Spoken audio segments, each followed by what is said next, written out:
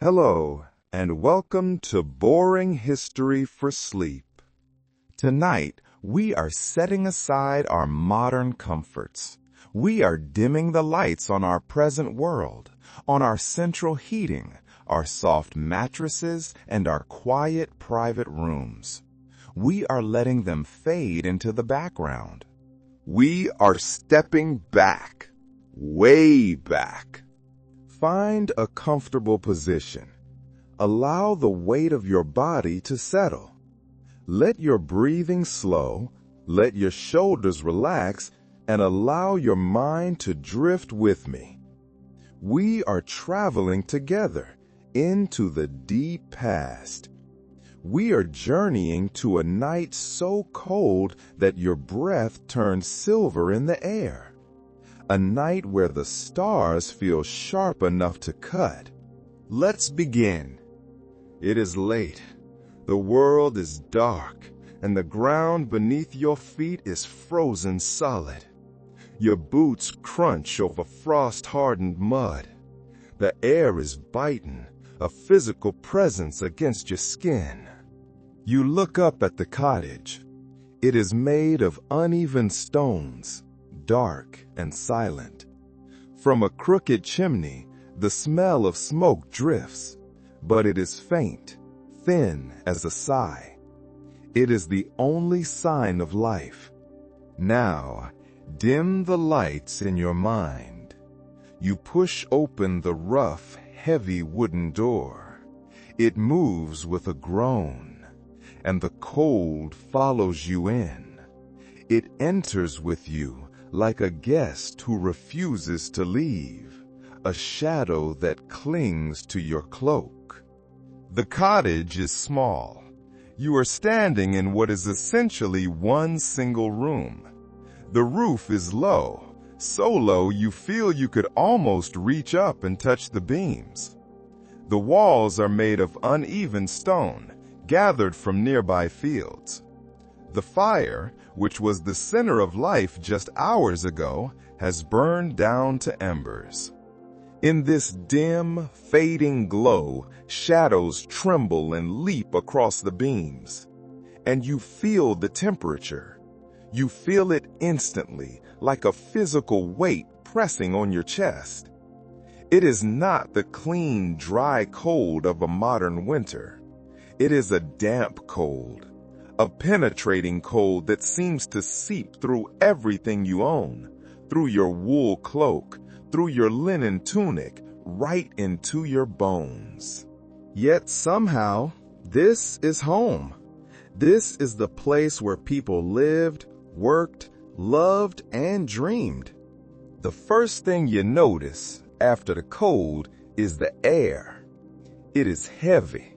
It smells of peat smoke, a scent that never leaves, and boiled cabbage from the evening meal, and perhaps the faint, oily hint of wool grease. It's a heavy air, but it's alive. Every surface around you seems to sweat with condensation. The walls, thick as your arm, are damp to the touch. These stones were dragged from nearby fields, each one lifted by hand. Historians, even now, still argue about these walls. You can almost imagine the debate happening quietly over a mug of mead. One side insists that these thick stone walls must have provided some insulation. The other side, perhaps more practical, points out a simple, mainstream fact. Stone loves to stay cold, long after the fire dies. Stone holds the chill. You reach out and touch the wall. It sweats faintly. The moisture creeps in through invisible cracks, drawn by the simple physics of warm human breath meeting the outdoor frost. You wake, perhaps, sometime after midnight. The fire has fallen into quiet embers, glowing faintly in the darkness. Your own breath forms clouds in the air. The stone walls, rough and uneven, gleam faintly, as if holding a secret frost of their own. This is the moment when you truly understand what it means to sleep inside stone. The walls do not care if you are warm or cold. They simply exist. They absorb the day's meager heat, and they give back a slow, grudging chill that seeps into your bones.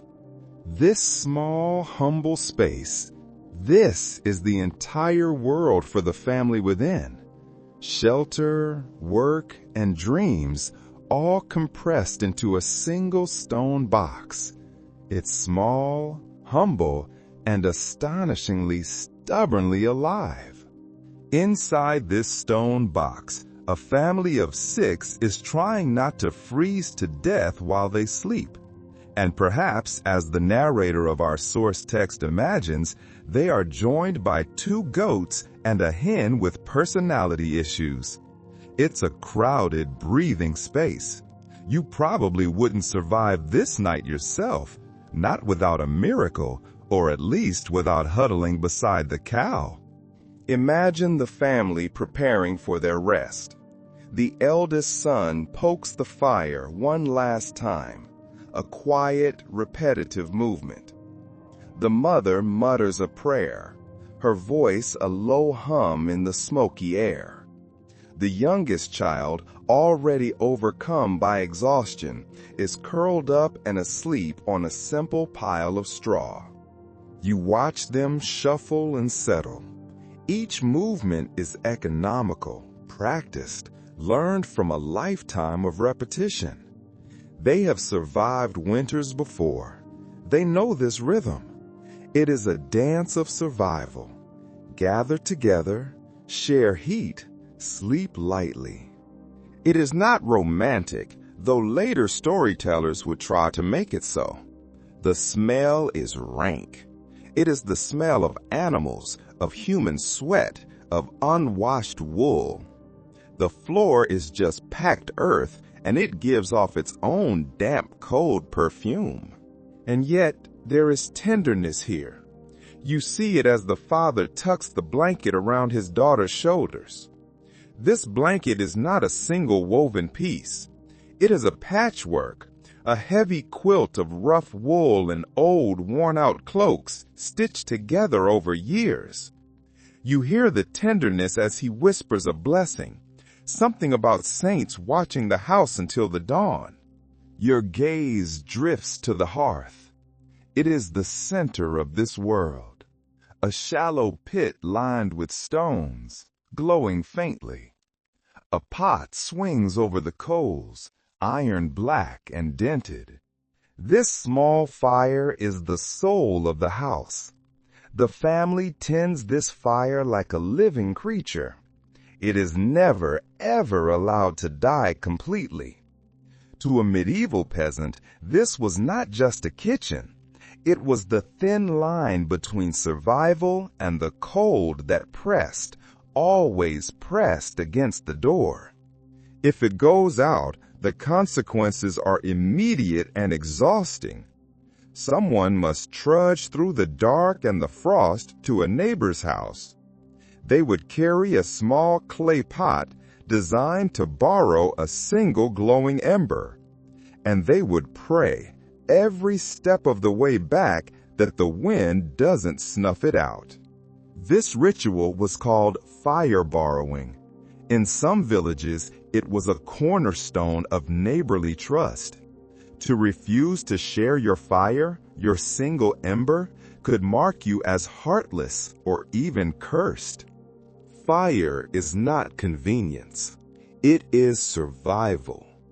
You kneel closer, feeling that faint, precious warmth on your face. It is a warmth that is never enough, but it is always, always precious. As you kneel by that precious fire, you feel the smoke scratch your throat.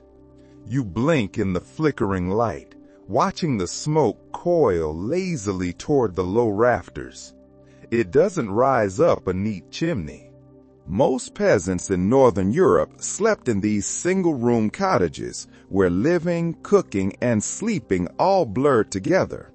And here is the quirky part. Many of these cottages had no chimneys at all. The smoke simply curled upward, searching for a way out.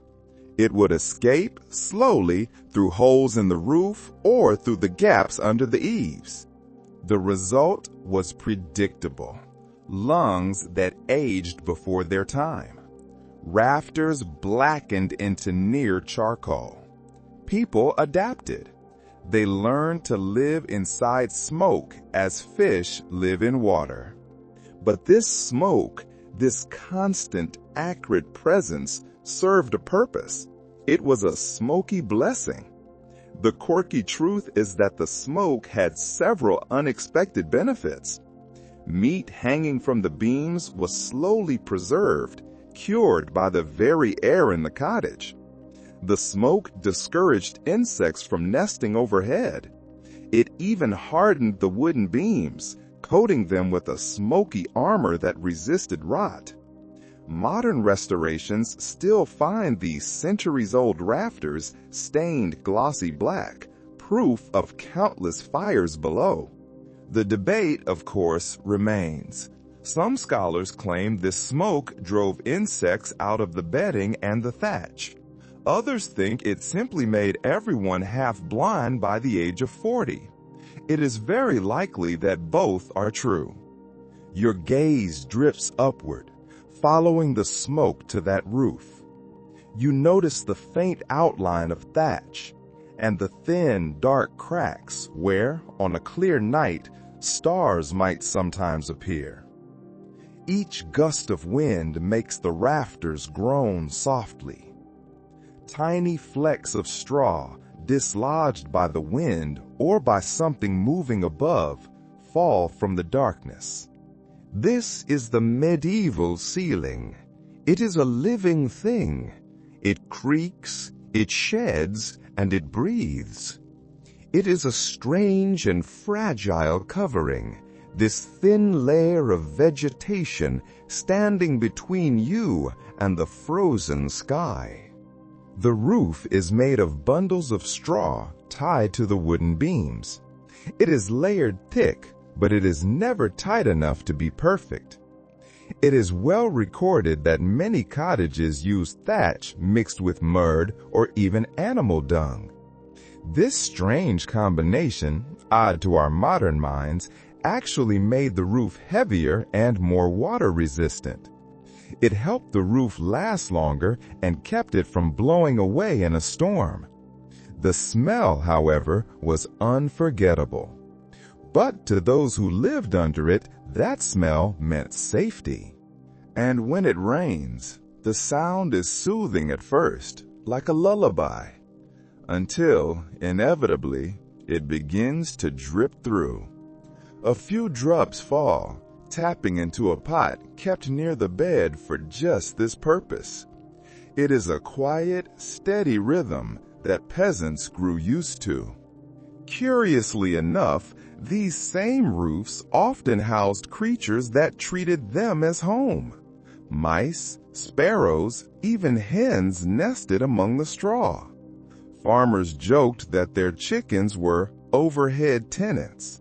The scratching, the fluttering, and the occasional thump in the night was simply part of the household symphony. The fire has quieted again, sinking to a soft amber pulse.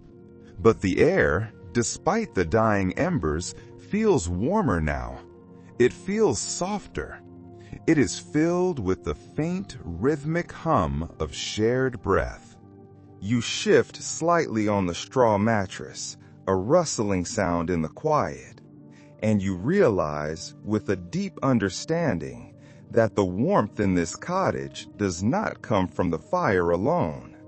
It comes from people.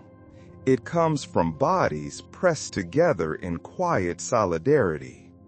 This is the true secret of medieval survival, the art of shared heat.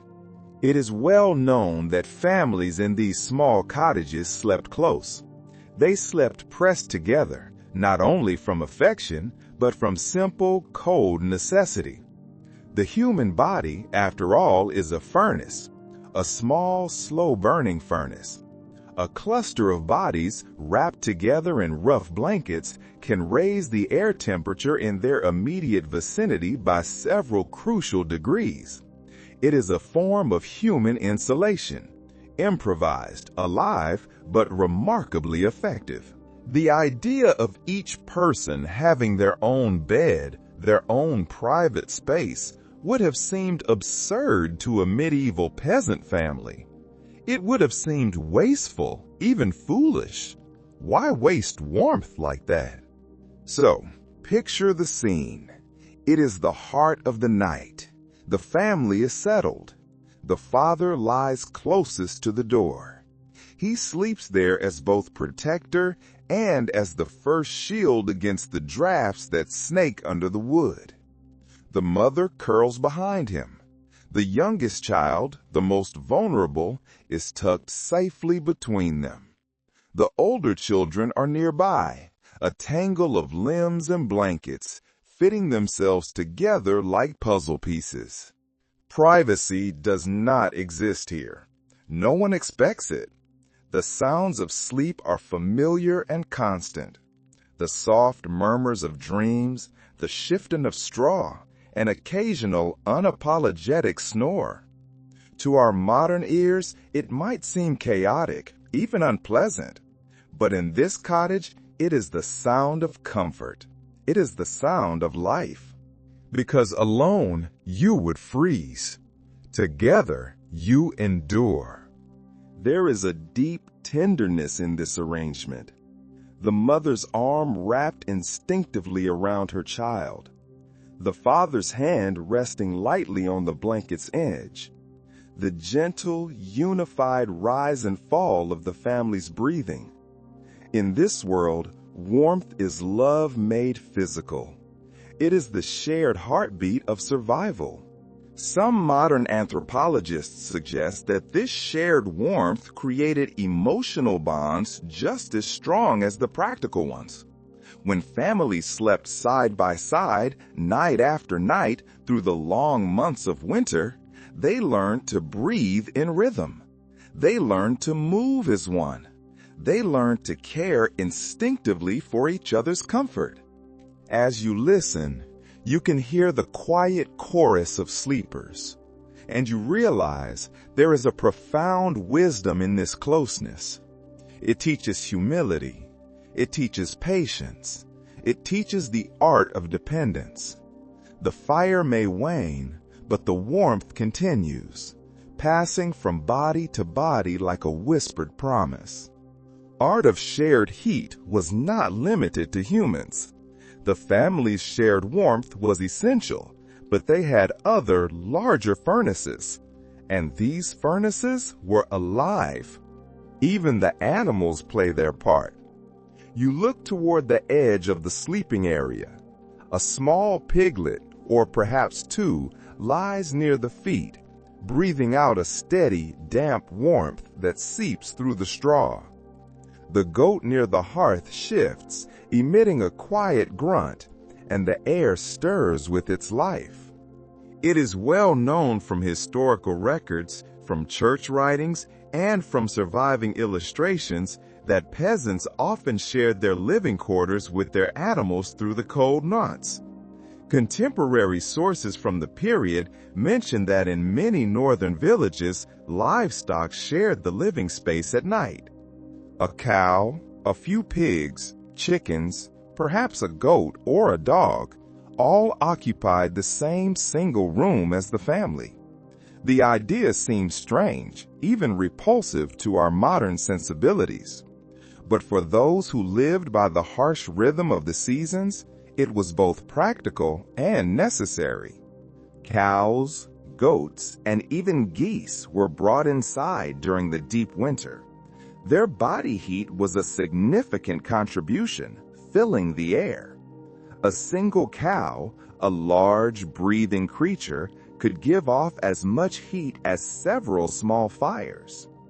And its slow, rhythmic breathing, the gentle chewing of cud, filled the room like another heartbeat. This was not considered strange or unclean. The division between human and animal life was practical, not moral. Both sought warmth, both produced it, and in the depths of winter, both depended on one another. The presence of these animals was not accidental. It was carefully arranged. The family's bed, the precious straw mattress, stood near the hearth. The livestock occupied a slightly lower section of the floor, often closer to the door, where spilled straw and waste could be swept out more easily in the morning. There is a curious practice described in old accounts. Some families built low partitions, simple wooden planks or wattle fences to separate themselves from their animals. This was not for cleanliness. It was to keep the larger beasts, the cow or the pigs, from accidentally stepping on the sleeping children in the dark. The animals were as much a part of the nightly routine as the fire itself. Researchers, of course, remain divided on how peasants balanced the obvious smell and hygiene issues of this shared space. The medieval sense of clean was entirely different from ours. To them, filth was tolerable if it kept the cold out. Smoke, the ever-present smoke, disguised many odors, and the soot absorbed them. The atmosphere is heavy, but strangely comforting. There is a description from a 13th century observer who remarked that a cow's breath in winter was a blessing equal to fire. This is not poetic exaggeration. Those who slept beside their beasts were often the ones who survived the harshest winters. You wake before the dawn. The fire is nearly dead again, its last glow hidden under a blanket of gray ash. You shiver, pulling the rough blanket closer. It feels coarse against your skin. It is woven from homespun wool, thick and heavy with years of necessity. You are wrapped in the same material that once clothed the sheep in the field, now serving its second life as warmth. It was common knowledge in medieval times that every single scrap of fabric mattered. Peasants owned few garments. Most textiles were made at home, a laborious process of spinning and weaving. The blankets on the bed were not bought, they were accumulated. They were patchworks of old tunics, threadbare cloaks, and worn-out hoods. Each piece held a memory. A bit of your mother's cloak might rest beside a strip from your brother's sleeve. In a world where cloth took months of labor to make, nothing was ever wasted. You run your fingers over the weave. It is as rough as tree bark.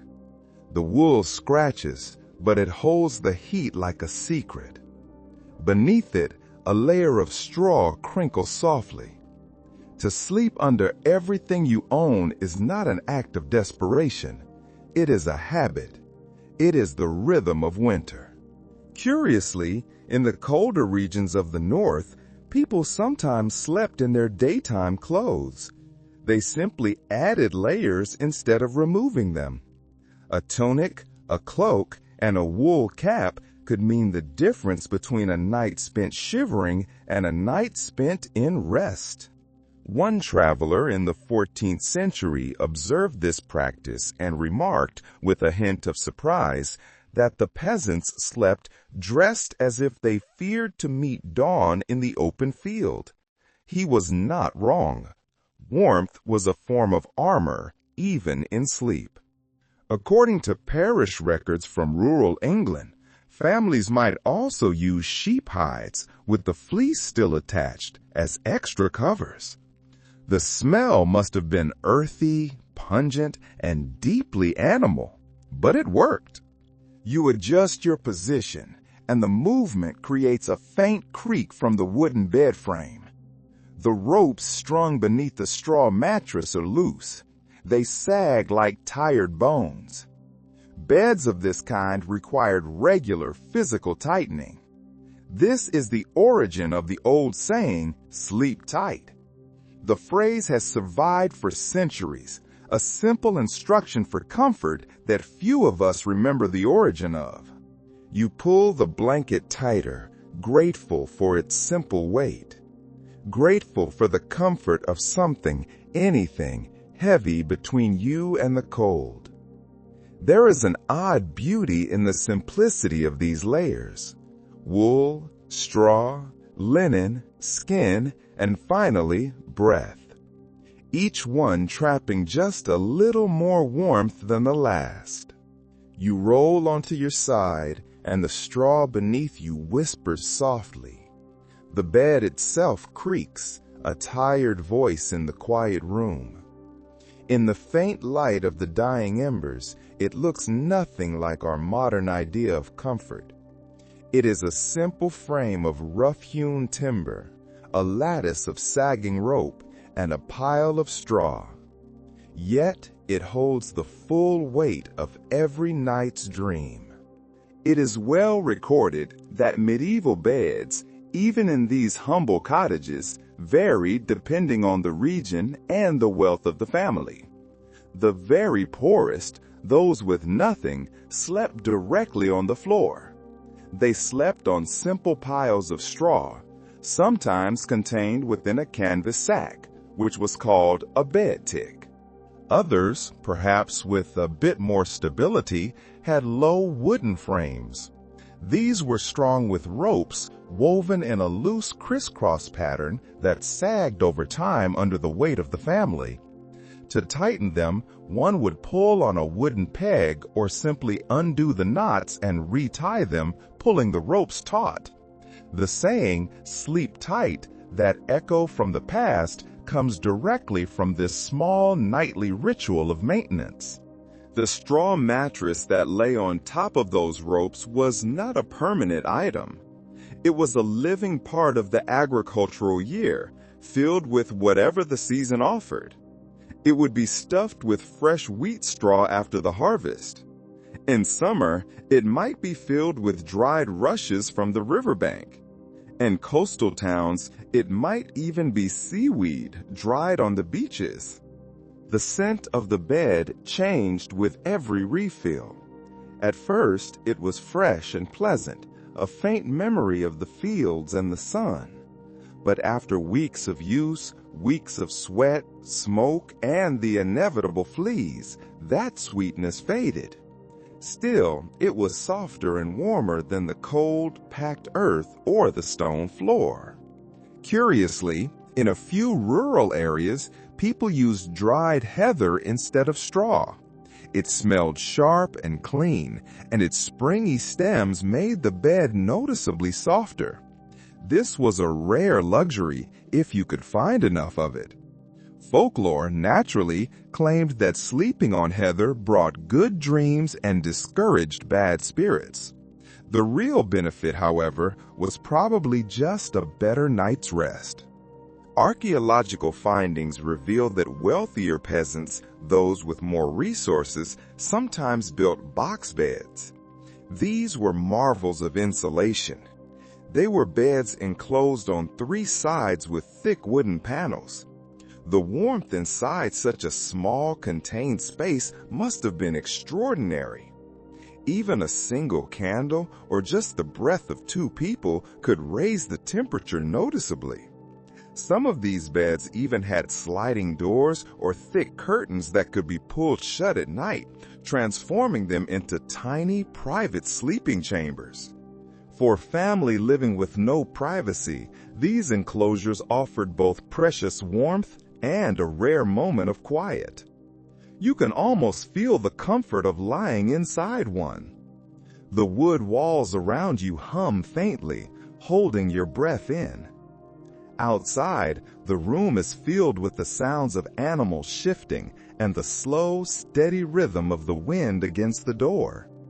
But inside the bed, the world narrows to a heartbeat, a flicker of warmth, and the smell of dry straw. The night stretches on. It feels like a slow river of darkness flowing through the cottage. The fire, once the bright center of the evening, has become a faint orange glow. Its heat is now more memory than presence. You can smell the last of the wood, that sweet, sharp tang of ash and smoke. It was common practice in the Middle Ages to let the fires burn down gradually. Wood was far too precious to be burned freely through the night. It was gathered by hand, a laborious task, or traded at great cost. Every single log, every stick mattered. To waste wood was to tempt hunger later. So, people learned to live not by defeating the cold, but by working alongside it. The hearth was tended like a living thing, fed and soothed, but never overindulged. A peculiar fact, often noted in household records, is that many peasants kept a single ember alive through the entire night by burying it in the ash. This simple, clever trick allowed the coal to smolder safely, unseen, insulated by its own refuse until morning. With the first pale light, the mother or the eldest child would approach the hearth. They would gently uncover the ember, feeding it small, dry twigs and bark. They would whisper to it, blow on it with patience and breath, as if greeting an old friend. This practice saved countless hands from the frozen misery of trying to spark a new fire from flint and steel in the icy air. You lie there now, staring at the dim hearth, and you can feel the cold reaching its peak. It is that deep, bone-level chill that arrives just before the dawn, when even the air itself seems to be asleep. The breath of the animals nearby clouds faintly in the dark. Every creature in the room has curled smaller, drawn in tight against the frost. According to chronicles from Northern Europe, the winter nights inside these stone cottages could, and often did, reach freezing temperatures. Water left in a wooden bowl or a clay cup would crust with ice. It is hard to imagine finding true rest in such conditions. Yet, people managed. They layered themselves in every scrap of warmth they had: straw, wool, bodies, and faith.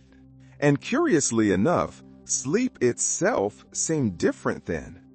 It is well documented by medieval diaries and early church writings that people of this age did not sleep in one long, unbroken stretch as we do. Instead, they experienced what historians now call segmented sleep. The night was divided into two distinct parts. The first sleep began soon after sunset.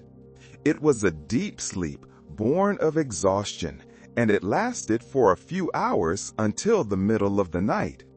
After that first sleep, the entire household would wake. They would enter a period of quiet wakefulness, a gentle pause that lasted for an hour or more, before the second sleep carried them to dawn. This pattern was so common, so unremarkable, that phrases like the first sleep and the second rest appeared casually in letters and diaries and even in court confessions. This was not seen as insomnia or a disorder. It was simply the natural rhythm of the night. During that in-between time, that watch between sleeps, the cottage became a place of muted, quiet life. The father might rise, his form a dark shadow against the embers. He would stir the fire, perhaps add a single small log, or check on the animals. The mother might nurse an infant in the dim light, or kneel beside the hearth to whisper her prayers. Some took this quiet, solitary hour to do small tasks, to mend a tool, to twist new rope from hemp, or to share a low, hushed conversation before returning to the straw bed. It was not restlessness, it was routine. Curiously, this midnight interval was also a time for reflection and intimacy. Couples, surrounded by their sleeping children and animals, often spoke in hushed tones. They shared thoughts they would never voice in the bright, busy light of day. Old songs called it the watch between sleeps, a small, tender pocket of time that belonged only to them. Archaeological research and medical historians now agree that without the pervasive blue light of our modern world, the human body tends to fall back into this two-phase pattern naturally. The human body, guided by its ancient circadian rhythms, simply followed the sun. As a result, people spent far more time in bed than we do today, not sleeping continuously, but existing in a warm, half-conscious state of thought and rest. You can picture it. The faint crackle of rekindled coals, the soft murmur of voices, a child asking a question, a parent whispering a story. It feels less like a fear of the cold and more like a quiet conversation with it. The fire becomes a clock, its gentle glow marking the hours more softly than any bell. A curious superstition from medieval England claimed that staring into the last ember before sleep could reveal the state of your soul. A bright, steady glow meant peace. A flickering, dying coal meant sin or trouble ahead. People took this seriously. They would whisper apologies or prayers to the fire before turning away.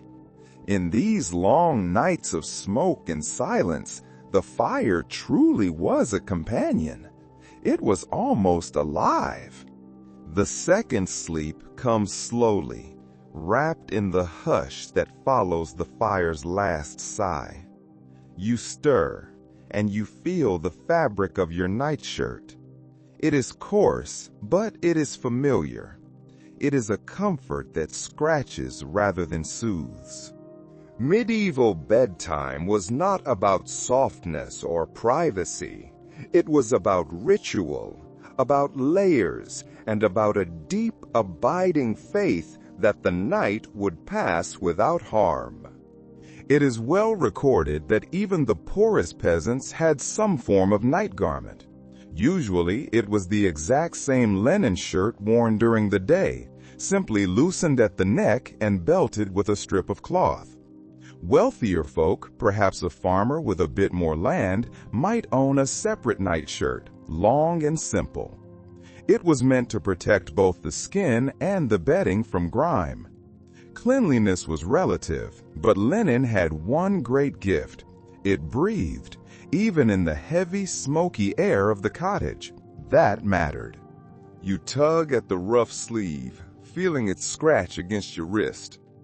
The shirt, like everything else, smells faintly of smoke and wool fat, a mixture that never entirely leaves the skin. Over it, you wear a wool cap pulled down low to keep in the heat. This was universal. Everyone slept with one, from lords in their grand manors to shepherds in their tiny huts. Hair traps warmth, but an uncovered head loses it fast. In the coldest months, even the children wore caps to bed, sometimes with ear flaps tied securely under the chin. Curiously, small accessories played big roles in nightly comfort. Socks or hose, often patched so many times they looked more like stitching than cloth, were frequently kept on.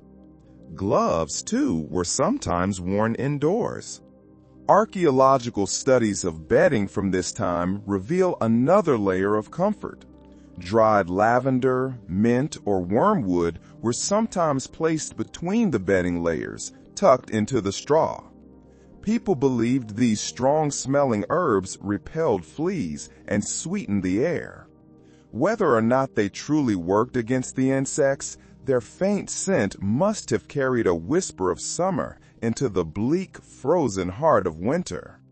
It was the medieval version of a comfort candle, fragile but hopeful. You picture yourself in that world, lying still under the heavy patched blanket, the wool cap pulled low, the faint, clean scent of herbs mixing with the ever-present ash in the air. The cold touches your nose, but the rest of you is warm enough. These rituals were about more than just the body. They were for the mind. According to old folk customs, some families placed a sprig of rosemary or garlic near the sleeping space. These were meant to ward off illness and evil spirits. The scent was sharp, earthy, and strangely reassuring. In a world where medicine was scarce and invisible forces were often blamed for disease, such charms offered a tangible comfort. The line between belief and necessity was as thin as the blanket that covered them. Researchers have noted that medieval people seamlessly combined formal prayer with practical superstition. A cross might be drawn in the ash on the hearthstone. A quiet invocation whispered to St. Blaise or St. Bridget. Even a pinch of salt, a valuable commodity, might be tossed into the fire for luck. These small gestures filled the long, dark hours with a sense of control, a way of managing the unknown. In the absence of central heating, faith itself became a form of insulation. Insulation took many forms. One curious regional tradition in Scandinavia involves sleeping with a small iron blade tucked under the bed. This was to keep away trolls or night walkers. In parts of France, it was a rosary hung from the bedpost. In rural England, some families left a cup of water near the window. This was for any wandering souls, so they would not linger in envy of the living. Scholars still discuss how seriously these customs were taken. But what matters most is what they reveal. People wanted peace as much as they wanted warmth. This protection was also practical. The night watch belonged to everyone, including the animals. The dog, a fixture in the cottage, played a crucial role. It guarded, but it also warmed. A dog curled at the foot of the bed provided a comfort that went beyond simple defense. Folk tales are full of dogs sensing spirits or danger long before the humans did. Their low growls were interpreted as warnings against invisible threats. In truth, their keen ears simply caught the sound of a wolf or a stranger that the sleeping people missed. But in these nights, faith and practicality blended together easily. If a cow grew restless or a dog barked, it might mean danger outside. Even the chickens, brought inside, played their part. They were not just there for warmth, but for protection. Foxes and thieves prowled freely in the darkness, and a chicken kept inside was one less lost to the night. Their quiet, intermittent clucking became just another household sound, as familiar and soothing as a child's sigh.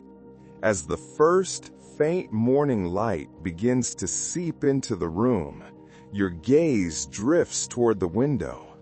You open your eyes and see frost glittering on the inside of the glass substitute. It is not glass at all. It is a stretched, thin film of oiled parchment. It blurs the outside world into a soft, indistinct haze of light and shadow. In this dim, gray glow, you realize how fragile the barrier is. It is just this thin, oily sheet between the warmth of the cottage and the vast, frozen cold beyond.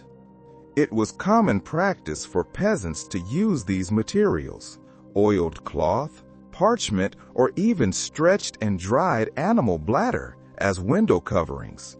True glass existed, but it was found in monasteries and the halls of lords.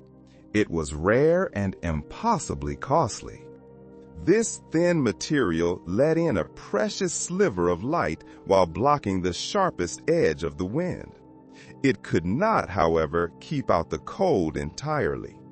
The result was a strange, constant balance of light and draft. It was a compromise, a negotiation between vision and warmth.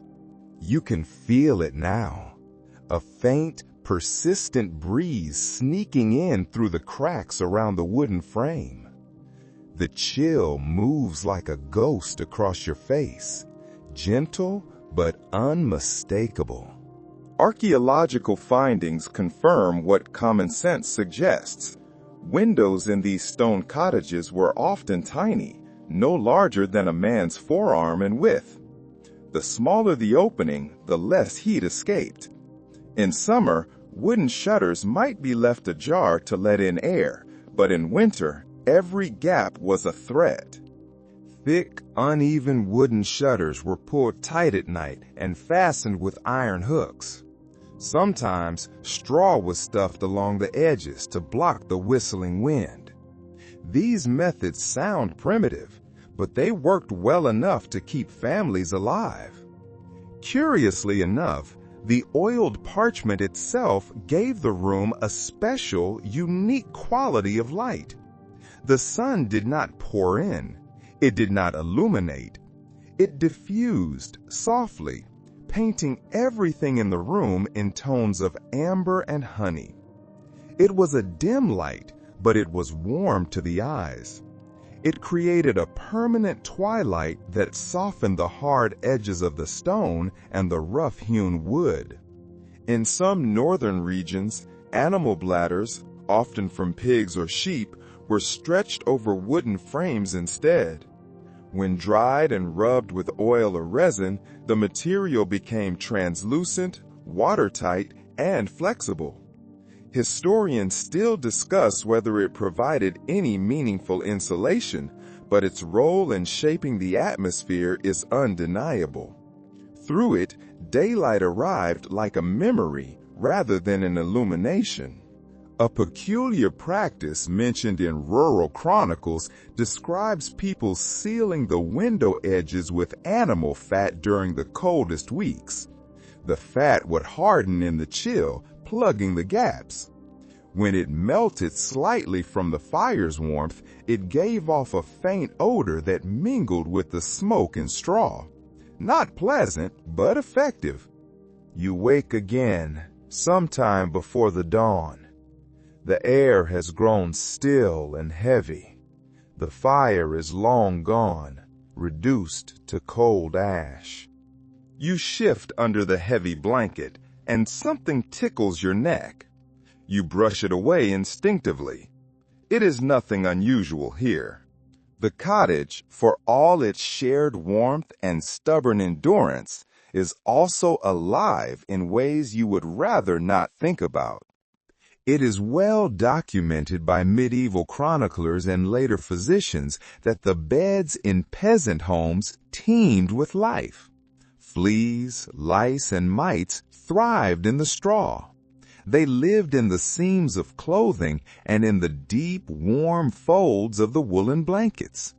Cleanliness was not entirely neglected, but it was severely limited by the lack of running water, the lack of soap, and the sheer effort required. A family might bathe fully a few times a year, if that, usually around major holidays like Easter.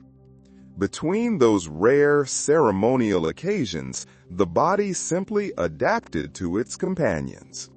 There was a curious note found in a 15th century medical text. It suggests that the thick smoke from peat fires actually helped keep biting vermin at bay. Whether this was true or just hopeful imagination, it reveals how people perceived their surroundings. The smoke was not just warmth. It was a kind of invisible, scratchy armor against discomfort. You lift the blanket slightly, and the smell rises up. Straw, wool, sweat, and smoke. The straw crackles softly as you move. Over time, this bedding flattens. The dry stems break into dust. New straw is added on top every few weeks, creating a layered history of nights gone by. The cycle of infestation and cleaning was endless. It was simply accepted as part of life, not something to be conquered or eradicated. There is an odd resilience in this acceptance.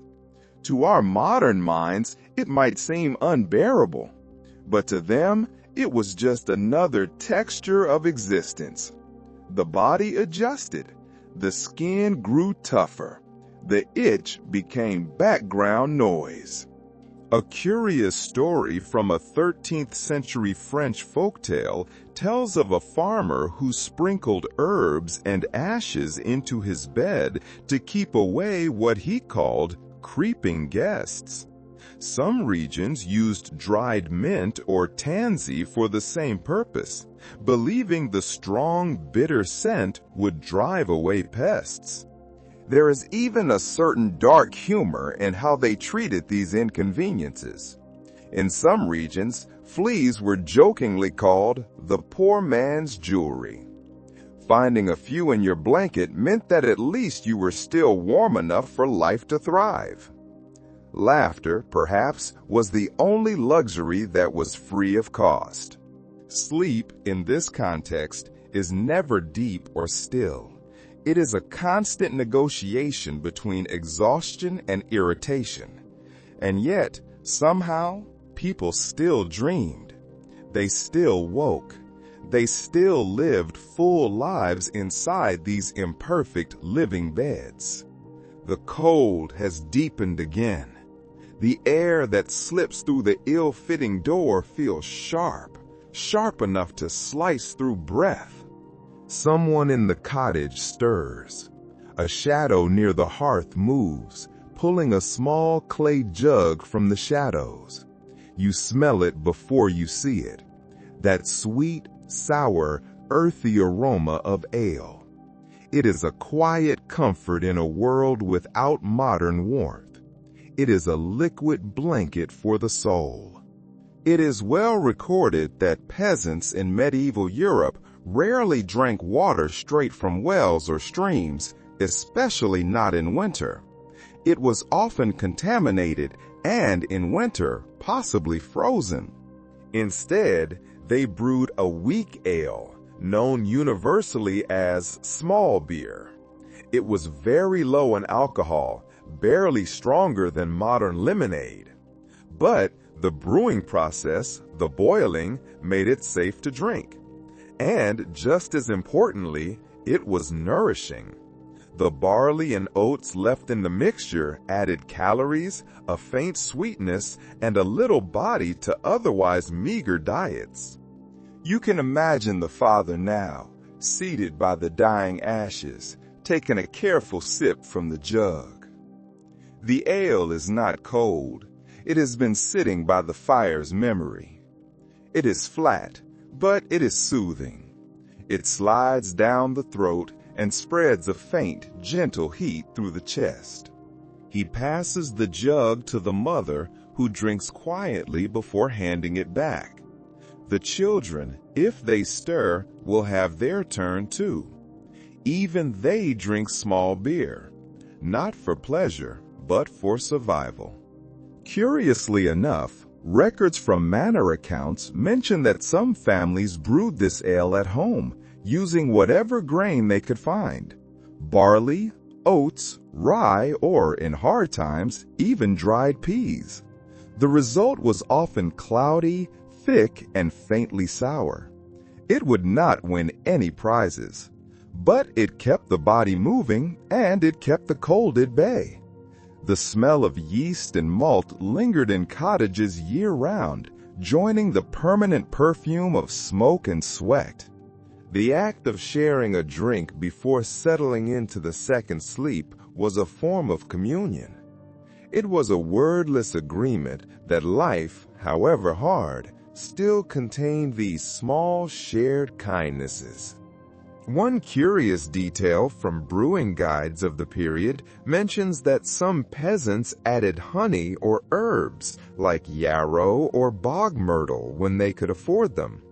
These ingredients changed the taste and gave the illusion of strength. Some believed these herbs had medicinal powers, capable of protecting against fever or melancholy. Perhaps they did, if only in spirit. The drink's warmth is not strong enough to last, but it leaves behind something gentler, a calm hum that settles between the ribs. The darkness outside might stretch on forever, but inside there is still flavor, still ritual, and still meaning. The night folds back in, quiet and immense. The cottage feels smaller now, wrapped tightly in the grip of the frost. You can sense the change in the air, that brittle, absolute stillness that comes when the temperature falls to its cruelest. The fire glows faintly, a trembling heart of red beneath its blanket of ash. In the dimness, you hear a sound that has nothing to do with the wind or the wood. You hear the faint, rhythmic murmur of prayer. It is well known from surviving letters and sermons that medieval peasants prayed before bed. They prayed not only out of deep faith, but out of a deep and rational fear. Night was a time of profound uncertainty. Darkness carried both physical and spiritual threats. A freezing wind could steal the life from a sleeping child as swiftly as a fever. And in the deep shadows, just beyond the firelight, invisible dangers seemed to move. To close one's eyes without a blessing felt reckless. You watch as the father, sitting upright on his straw bed, makes the sign of the cross. His fingers are cracked from labor, the nails blackened with work, but the motion is slow and deliberate. His lips move silently, forming the words passed down from parents and priests alike. He prays for the fire to hold. He prays for the walls to stand. He prays for his children to wake again when the morning comes. Curiously enough, these bedtime prayers in rural communities were often mixed with older folk charms. A whispered plea to the Virgin Mary might be followed by a murmured rhyme against the frost or against spirits that walked in the dark. A small cross might be drawn on the hearthstone with a charred stick, a bit of salt scattered near the door, or an iron knife placed beneath the bed. These were all common protections. To our modern eyes, it seems like superstition. To them, it was simply balance. It was faith for the soul and precaution for the body.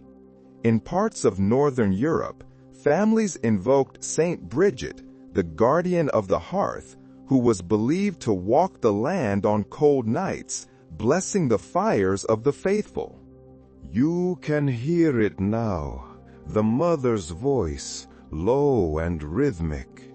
She is reciting words in Latin, a language she does not fully understand, but she knows their power. In manus tuas, Domine, into your hands, O Lord. The sound fills the room like another form of light. The children, half asleep, stir and murmur, their small hands copying the sleepy devotion. The wind outside moans faintly through the thatch, and the sound makes the mother pause. She glances toward the door, her eyes catching the faint reflection of the embers.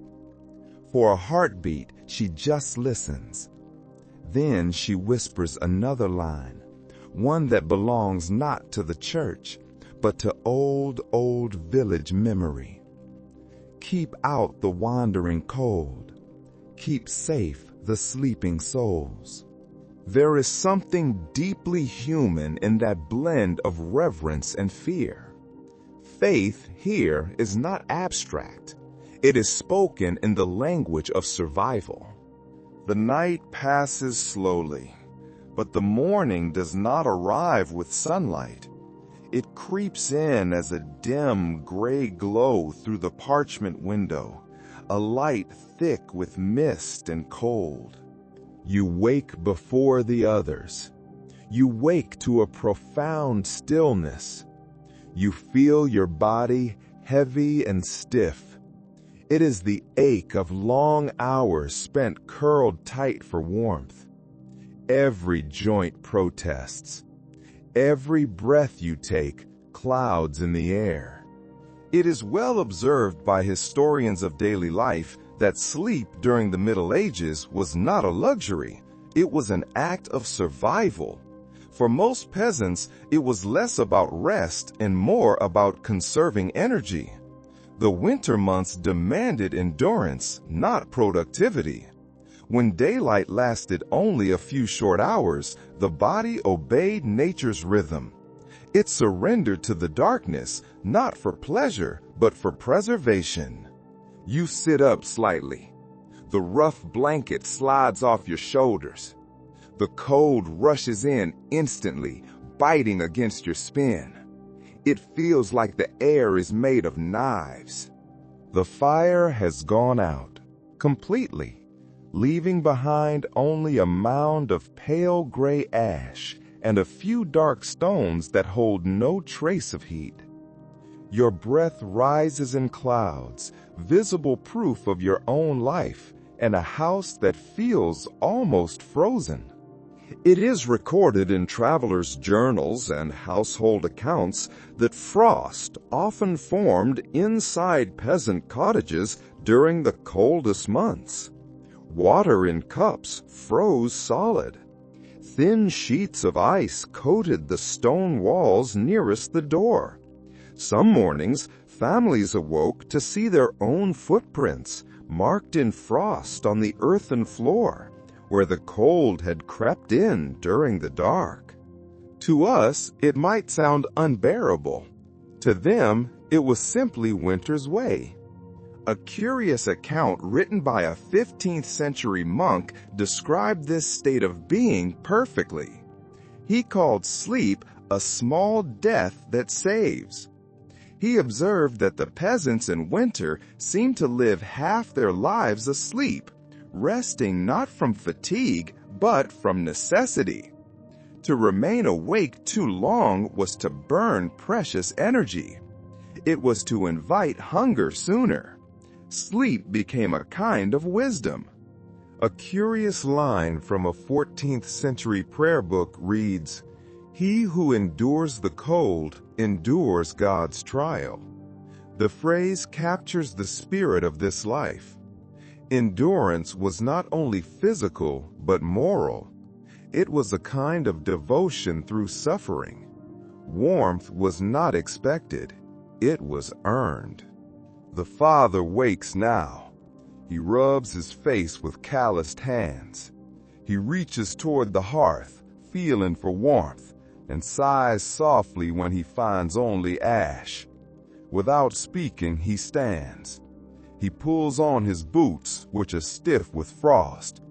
He steps outside into the white, still air and returns moments later with splinters of wood and a small sack of dried peat. The routine is automatic. It is half labor, half prayer. The light filtering through the parchment window is gray and thin. The father is kneeling by the hearth. He stirs the embers, searching for that single buried coal he saved from the night before. It was common practice for families to begin their days long before the sun rose fully. Winter daylight was precious, far too brief to waste. And the first task was always the same: revive the fire. Without it, nothing else could happen. No food, no light, no comfort. The fire was not just a tool. It was a companion that demanded care at every dawn.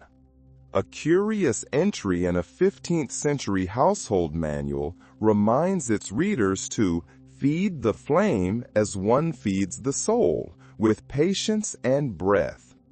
The line feels poetic, but it was meant to be literal.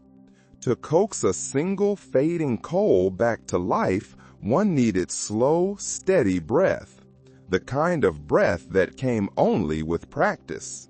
You watch the process unfold. The father finds the ember. The mother joins him, blowing gently until the faint orange spark turns to gold. The father adds twigs. The flame trembles, catches, and grows. Its light spills outward, touching the frosty walls with soft color. Everyone in the room leans toward it instinctively. It is more than heat. It is reassurance that another day has begun. Soon, the pot is set over the flame, filled with yesterday's thin broth and a handful of oats. The smell begins to spread through the room, heavy and sweet. Researchers studying medieval households often point out that these mornings began in silence. Voices were kept low, out of habit, or perhaps out of respect for the fragility of the new fire. The children watch and learn, their hands clasped around their wooden bowls, their eyes wide, reflecting the growing flame. Curiously enough, warmth was also a form of social order. The place nearest the fire, the most precious spot, belonged to the one working it, usually the mother. The father stood just behind her, or perhaps by the door, preparing his tools or fetching food for the animals. The children stayed farther back, their job to wait until called. Everyone had a place in this silent choreography of mourning. A peculiar detail in an account from a German village tells of families who would place their bare feet near the hearthstones as soon as the fire was alive. The sudden spreading heat against the cold skin was said to wake the body faster than food. Some even believed it strengthened the heart. Whether it was superstition or simple pleasure, the ritual gave the day its true beginning. The house warms not only through heat, but through motion. Every breath, every stirred pot, every shared silent glance. By the time the sun reaches its highest, palest arc in the sky, the world outside the stone walls is a dazzling, silent white. Snow covers every path, and the air carries the kind of profound silence that makes even thought move slowly. Inside the cottage, however, the day hums with small sounds. The clink of the iron pot against the hearthstones, the solid thud of a new log being placed on the fire, the low moo of the cow shifting in its corner. It is a living quiet. It is not emptiness. It is rhythm. You rest against the wall, listening. The wall is cold, but you listen. Each sound seems magnified in the stillness. The drip, drip, drip of melted frost falling from the roof beams. The faint, tired creak of the ropes on the bed as someone shifts their weight. The soft sigh of breath escaping through chapped lips. These noises, together, create the music of a medieval village. It is the song of endurance, sung beneath the snow. It is well noted by travelers and chroniclers from the period that winter nights in the countryside carried their own unique soundscape. With no carriages on distant roads, no hum of industry, the world was reduced to its absolute essentials: wind, wood, and the voices of animals. The human ear, living in this quiet, became incredibly sensitive to every nuance. You could tell the weather was about to change by the specific way the rafters shifted and groaned. You could tell if someone was outside by the way the dog's breathing altered as it slept by the door. Curiously enough, people sometimes spoke of the night as having layers of sound. The first layer was the obvious one: the wind, the movement of the animals. The second belonged to the house itself, the living timbers expanding and contracting with the cold. The third layer was softer still. It was what they called the hush. This was the absolute silence that came when even the wind seemed to freeze. In that profound silence, many claimed they could hear God thinking. A peculiar tradition noted in parts of rural France involved placing a small bell on the door latch at night. The tinkling sound served as both an alarm and a comfort. If it rang suddenly, it might mean the wind had forced the door open, or that something larger, an animal or a thief, was trying to get in. More often, it simply chimed softly as the door moved with the draft, a gentle reminder that the world outside still breathed. Sleeping with one ear open was not a metaphor. It was a habit, a skill, born of necessity. You listen now, and you can hear the strange, quiet dialogue between silence and noise. The day fades again, quickly, and with it comes the long, dominant stretch of night that defines the rhythm of winter. The family settles once more near the hearth. The fire is small but steady. The children lean against their mother's side, half asleep already, lulled by the growing warmth. The father mends a broken leather strap by the firelight, his hands moving with practiced skill. The smell of smoke and wool fills the air, and you realize that even love has its own warmth here. It is a warmth measured in quiet, practical gestures rather than in words. It is well known from parish marriage records and travelers' accounts that these medieval homes offered little to no privacy. Families lived, worked, and slept all in the same single space. The closeness of the night, therefore, brought both comfort and complication. Marriage in such a world was not the affair of candlelit rooms or whispered private vows. It was an alliance. It was about survival, companionship, and the literal physical sharing of heat. Curiously, many peasant couples viewed marriage as both sacred and profoundly practical. A husband and wife were partners in labor before they were anything else. Their bond was not tested by grand passions, but by the daily, relentless grind of hunger, cold, and work. Yet at night, when the fields slept under frost and the entire world shrank to the size of this single smoky room, they found something tender amid the necessity. You can imagine the intimacy of shared warmth. Not the romance of soft words, but the simple, vital connection of two bodies sheltering each other from the cold. The bed, narrow and rough, becomes a place of absolute trust. The act of curling close is both affection and survival. To love someone in this place is to help keep them alive. One curious note found in a rural court record describes a young couple who built a curtain around their bed from old patched cloth. They called it their house within the house. It was their only claim to solitude in a world that offered none. Researchers still discuss how emotional relationships even functioned in such cramped quarters. Some believe affection must have been muted by exhaustion, that love was just duty and nothing more.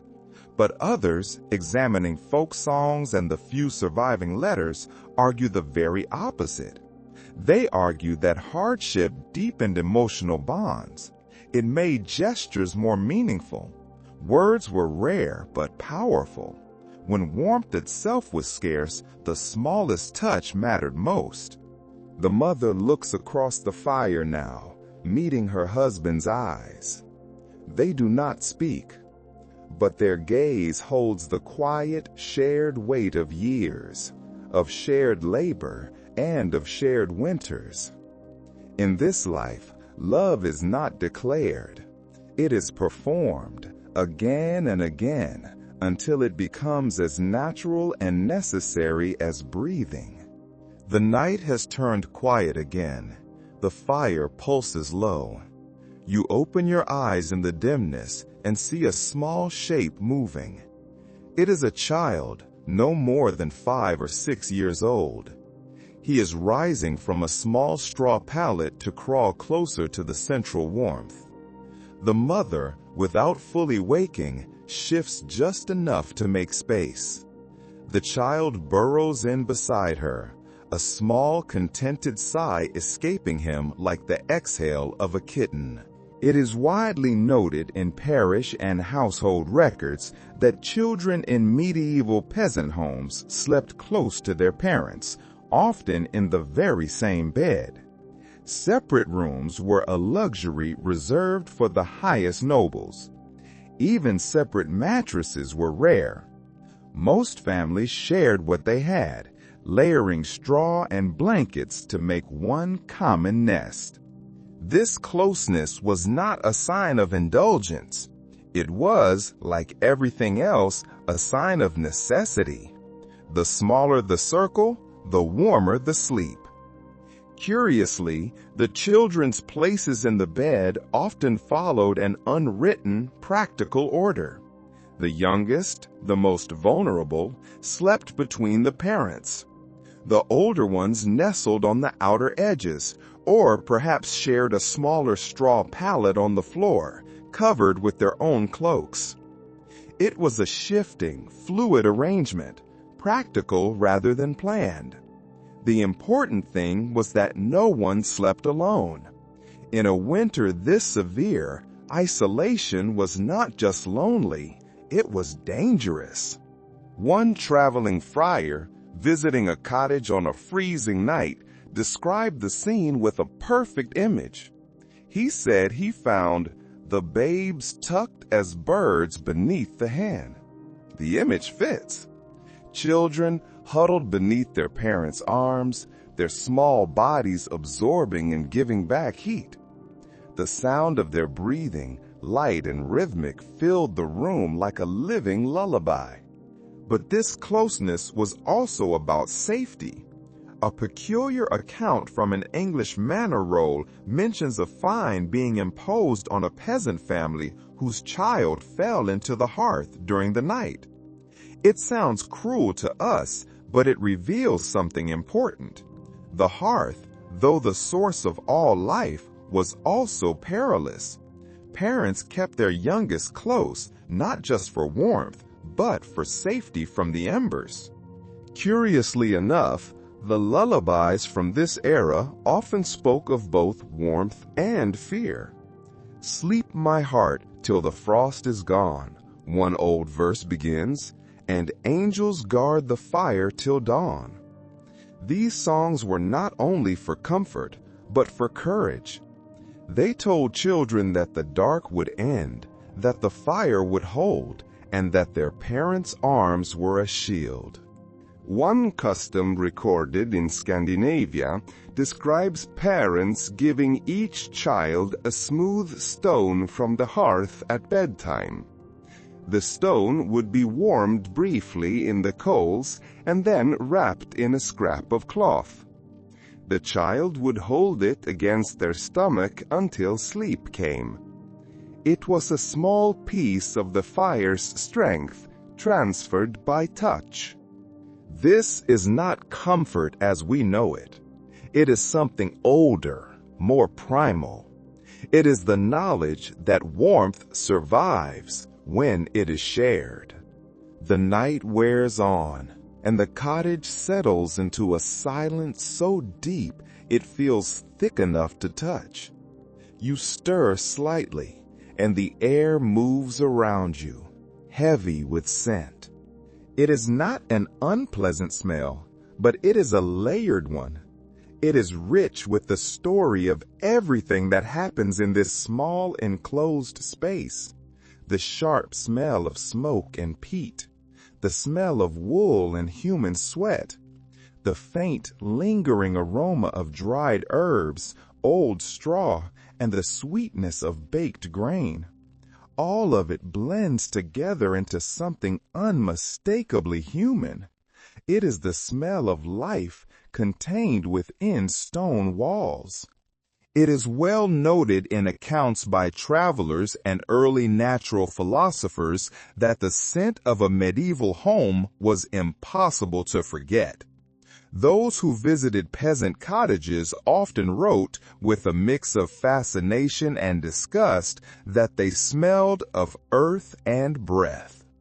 There was no perfume strong enough to mask it, no soap that could erase it. The fire burned constantly, and everything, hair, cloth, skin, absorbed its smoke, until even the air itself felt like it had weight. Yet, for those who lived here, this was not filth. This was not discomfort. It was familiarity. It was the perfume of survival. Curiously, not all the smells were accidental. Some were deliberately added to fight the less welcome ones. Bundles of dried mint, sage, or lavender were hung from the rafters. The mother of the household would scatter these herbs near the hearth, or crush juniper needles in her hands before sweeping the earthen floor. The sharp, clean scent would cut through the smoke and give the room a fleeting, momentary freshness. A peculiar description, written by a visiting priest in the early 15th century, tells of him stepping into a home so smoky that he could not see the faces within until his eyes adjusted. He complained of his watering eyes and the constant taste of soot on his tongue. But, he admitted, the warmth therein is the warmth of good people. His words, half critical and half admiring, capture the paradox of such places, unbearable to outsiders but indispensable to those within.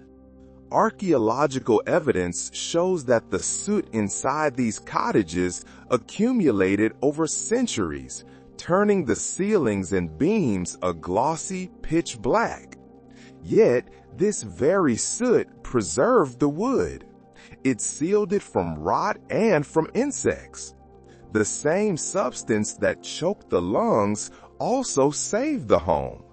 The balance between harm and help was constant. To modern senses, it might feel oppressive, but to them, it meant comfort. To smell the fire was to know with certainty that it still burned. Evening returned sooner than expected, as it always does in the deep of winter. The light fades quickly, slipping through the cracks of the roof and turning the air the color of pewter. The cold creeps back into the stones, a patient and familiar visitor. But tonight, this night, feels different. The air hums with something rare, a faint vibration of anticipation. It is a feast night, one of the few times all year when warmth, real warmth, belongs to everyone. It is well recorded in both parish chronicles and manor log books that these winter festivals were the heartbeats of medieval life. After weeks, even months of meager meals and cold silence, the village would gather its strength to celebrate. These moments of abundance, often tied to holy days, were less about luxury and more about simply remembering joy. Food, drink, firelight, and laughter, For one night, they replace the daily monotony of endurance. Inside the cottage, the family prepares. The father has returned with a small joint of salted meat, a precious treasure. The mother grinds grain into coarse flour, mixing it with a rare bit of honey and milk for bread. The smell of roasting fat and baking yeast fills the air, blending with the smoke and transforming the small space into something almost sacred. Curiously, on feast nights, the fire was fed generously. Wood that would normally be rationed piece by piece is burned freely. The flames leap high, washing the stone walls with a bright, dancing orange light. The glow reaches even the darkest, coldest corners. And for once, no one cares if the smoke stings their eyes. Warmth itself becomes a symbol of gratitude. Researchers of medieval culture often note that warmth and feasting were inseparable. The act of gathering around the hearth was both physical and emotional nourishment.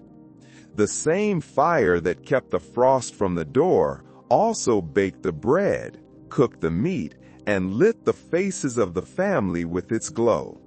You can almost see it. The fire burns bright, crackling like laughter. The children sit cross-legged on the floor, their eyes wide, as the father turns the meat over the flames. The mother hums a tune from her childhood, a soft melody that fits perfectly into the sound of sizzling fat. Folklore from several regions claim that the spirits of the ancestors visited their old homes on these winter feast nights. It was said that they sat quietly by the fire, invisible but content, joining in the warmth they once knew. To honor them, families would leave a small portion of food near the hearth, a gesture of remembrance and respect. Historians have often wondered how such simple, rare gatherings could leave such deep, lasting impressions.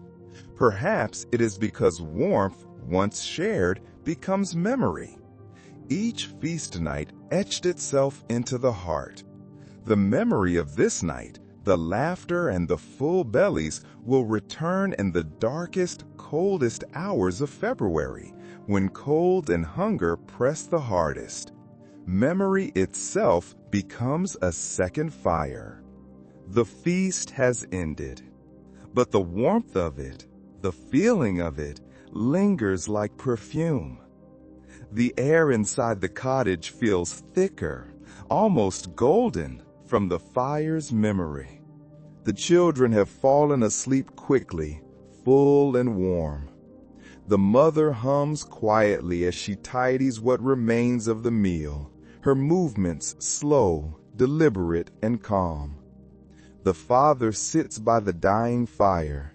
His hands are open toward it, as if in quiet conversation with the fading light. It is well attested in chronicles and family letters that after these feast nights, a rare sense of peace would settle over homes like this. It was not the loud celebration of a grand hall, but something smaller and more profound. It was a pause, a deep breath taken between the endless, pressing demands of winter. You sit in the hush that follows. You realize that this quiet is not emptiness. It is fullness. It is the sound of everything that needs no words. In the Middle Ages, silence was not feared as it often is today. It was understood. It was space. It was a kind of sacred stillness that followed great effort and deep gratitude alike. A curious detail in a 15th century spiritual guide advises peasants to let their minds cool as the embers do. The phrase feels almost modern in its wisdom. To slow down after labor, to let the heart find its rhythm again, was seen as both a moral and a physical necessity. Life demanded this balance, between movement and stillness, between sound and silence, between heat and cold. Historians of medieval domestic life often note that nights like this, when the belly was full and the fire was warm, were when the stories were told. They were told slowly, in the dark, to the rhythm of the fading fire. The tales were old ones, stories of saints and miracles, of clever foxes and foolish kings, of wise wives and wandering spirits. They were not written down. They were passed along through memory, a chain of spoken warmth that stretched across generations. You imagine the father beginning one of those tales, his voice low and rough from years of work in the fields. The children, half asleep, murmured of familiar responses. The mother listens with a faint smile, her hands still busy, mending a tear in the blanket by the last of the light. A traveling scholar in the 14th century described sitting among peasants and listening to their stories. He wrote, with astonishment at their detail, "Their words move as embers move, glowing brighter with each telling." You realize these stories were not just entertainment. They were protection. They filled the silence. They pushed back the cold and the vast, unknown dark that waited just outside the stone walls. The mind, warmed by imagination, found courage where the body could not. The last of the fire fades into shadow. It leaves behind only a faint red glow that clings stubbornly to the ash. The house breathes in the silence, its thick walls holding the memory of warmth.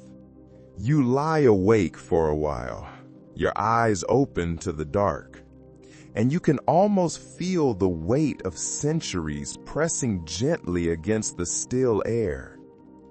Everything is quiet now. Even the wind seems to hold its breath.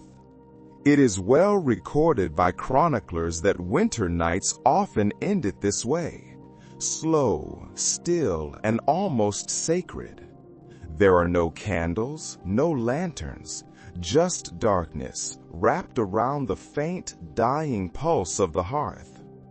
The human eye learned to see in shades of shadow, to read the outlines of loved ones by the ghostly glow of cooling embers.